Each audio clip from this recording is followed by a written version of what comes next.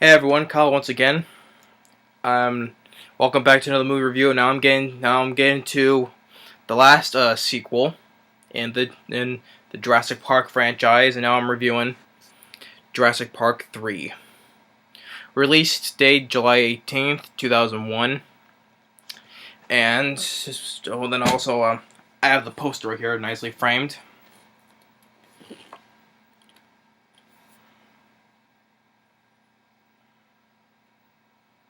Nice poster I got.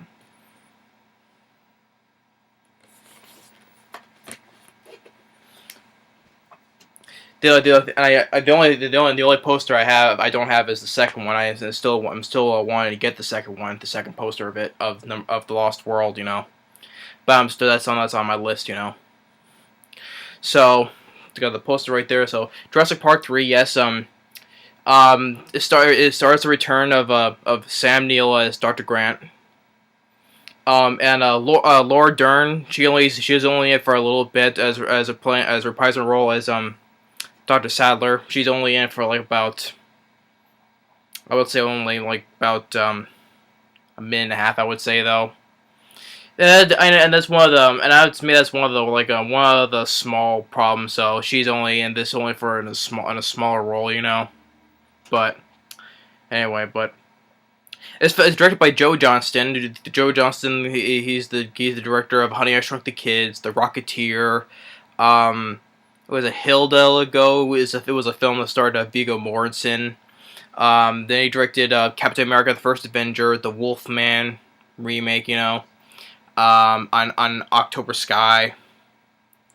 But then he chose to direct this film because Steven Spielberg, what I said in my previous review, Steven Spielberg was going to direct the second one. But if there was he told Joe Johnston, if there was a third one made, he'll let him direct the number 3, and that's what he did.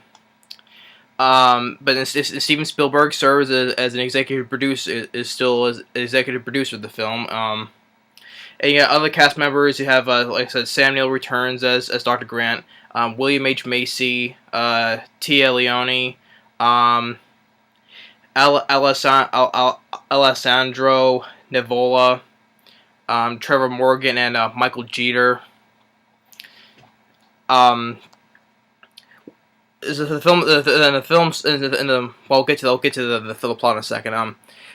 In the film, it came out in the summer, and the film was successful, But despite the film was despite the film was a success, though, and even though it earned much money less than the previous two films, but still, the film was given mixed reception, as a 5.9 IMDb, and it has a 49% Rotten Tomatoes, Whatever, But to me, I give it much more higher ratings, Because, like I said, I really did enjoy the sequel, Like I said in my previous review, a lot of people like this one better than number 2, I don't get it, though, but I'm just saying, though. But I enjoyed The Lost World, and I also enjoy the sequel. Love the sequel, But the film, like I said, the film was given mixed reception, and even it said that despite all the having the visual effects, the dinosaurs once again made by Stan Winston, and the action scenes, they said that the film was inferior and unoriginal. Maybe I don't know.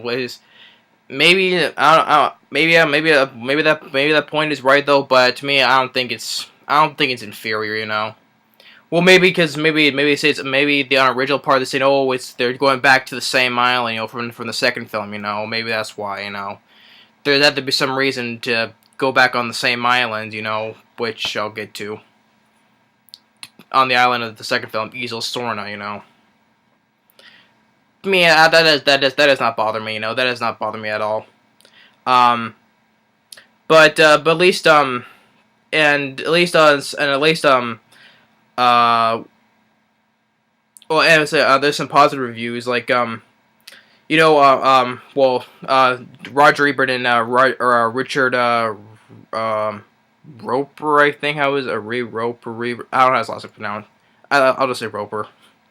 Well, he gave the film a thumbs down. At least Roger Ebert, he gave the film a thumbs up. He called it the best blockbuster of the summer. The best blockbuster in the summer of 2001. Which okay, that's which I do agree. I'm glad he said that. And I did see that. And I also saw this in the theater, and I also enjoyed seeing the theater. Back in 2001. I really did. Really had a good experience seeing number 3 in the theaters. Um, but at least Roger Ebert, he at least called it this is the best blockbuster of the summer, of 2001. So that makes me happy. Um,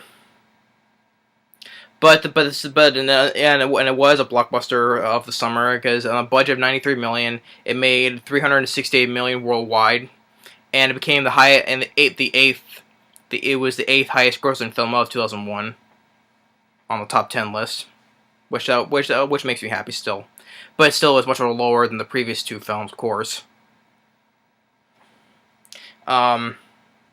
And again, getting into the story, it's like about sometime. It's like sometime after, a few years after the number 2, and there's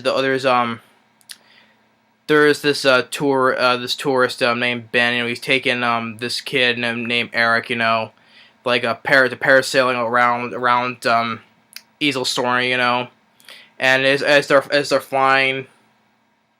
As they're sailing up in the air, the crew that's driving the boat, they've been killed by an unknown dinosaur species, I guess. They killed the crew, which I will wonder what kind of dinosaur species would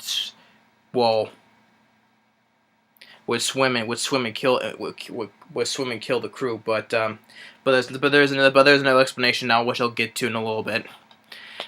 So they detach as the boat crashes, but they have no choice to glide towards the island, and then it takes place. Well, I said they've been missing 8 weeks, so I would say 8 weeks later. I would say now. Dr. Grant, played by Sam Neill, he comes back. He's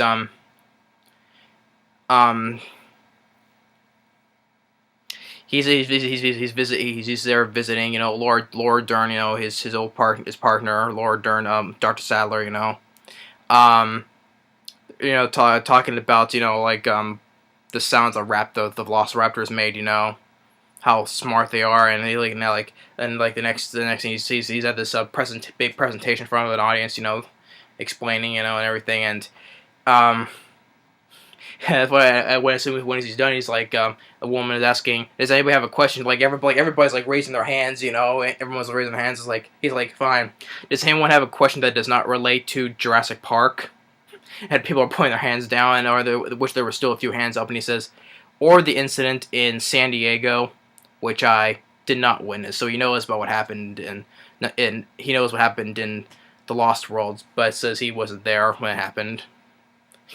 Yeah. So, and he said that he would not to go to Easel Soaring to study them, because he said that what John Hammond did at Jurassic Park, was create genetically engineered theme park monsters. He's saying that real scientists makes real discoveries by finding real fossils in the ground. And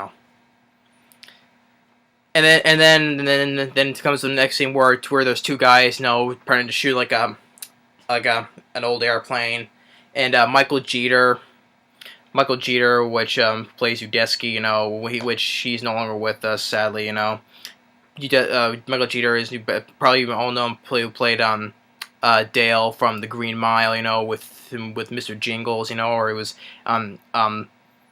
Snively was the clown in Air Bud, and he's been in a lot of films, in supporting roles, but I like Michael Jeter. It's just bad he's no longer with us, Sad though, but him and his 2 guys are hired by William H. Macy, to take them to Easel Soaring, and William H. Macy goes where his Dr. Grant's dig site is with his assistant, Billy, played by Alessandro Nivola, which I've only seen this guy in the film, and that was in Face Off, where he played Nicolas Cage's brother. You know, that's only the other film I've seen of him. But he's assistant Billy. He's assistant to Dr. Grant. William H. Macy comes there, invites him to dinner, talk to him and his wife, played by Tia Leoni, saying that he's chartered an airplane to fly to Eagles Sort of wants him to be their guide. You know, it's like first, like Dr. Grant declines, and then when William H. Macy, says he can write all kinds of numbers on this one check. Tells him how much though to take him there. Which eventually he accepts, and he goes and they all fly over to the Eagles Sort. So as they're flying, they approach, seeing all the dinosaurs, and they say they want to land a plane, but Dr.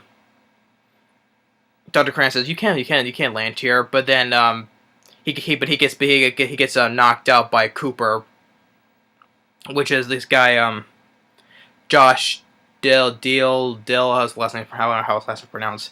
Which I've only seen this guy in another film that was in Time to Kill. He was the guy who was wearing that Mickey Mouse tattoo. Who was saved Sandra Bullock. For being hung out to be left there and to die. In Time to Kill. That was that guy. He was if you recognize him, he's the one wearing the Mickey Mouse tattoo.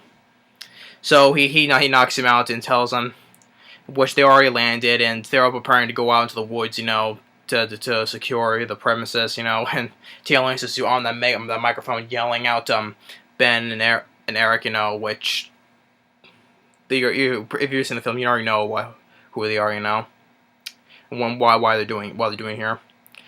And Dr. Grant is telling William H. Macy to stop making the noise. It's a very, very bad idea, And then there's a roar in the background saying that think it's a Tyrannosaurus, but Dr. Grant says, I don't think so. Sounds bigger, And I'm gonna stop here. I'm gonna get to a second part here. So stay tuned, and so stay tuned for part 2 to this review. So stay tuned. All right.